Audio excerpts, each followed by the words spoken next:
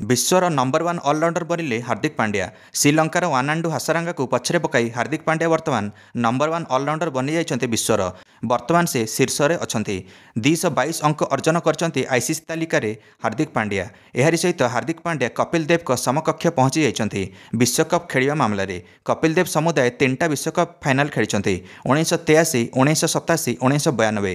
हार्दिक पांड्या भी 3टा विश्वकप फाइनाल खेलिछन्ते 2019 विश्वकप 50 ओवर विश्वकप फाइनाल, एणिक 2022 टी20 विश्वकप, 2024 टी20 विश्वकप। आईपीएल बेले बहुत ट्रोल होते हार्दिक पांड्या, किंतु विश्वकपर बड़ मंच में निज प्रदर्शन द्वारा समस्त को आश्चर्यचकित करदे हार्दिक पांड्या। तो निजर जलवा देखाइले 2024 टी20 विश्वकप रे हार्दिक पांड्या।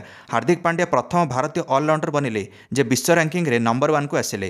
प्रथम भारतीय ऑलराउंडर बनिले जे सिंगल एडिशन टी20 विश्वकप रे 100 रु अधिक रन बनैले निज बैट्रु और 10 रु अधिक विकेट नेबारे सक्षम हेले। बारबाडोस रे कैप्टेन रोहित शर्मा सहित भारतीय तिरंगार सम्मान रखिले हार्दिक पांड्या।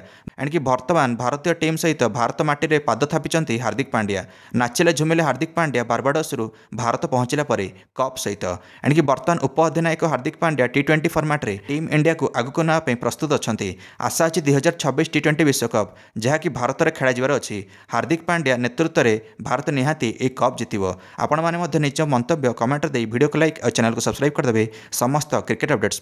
धन्यवाद।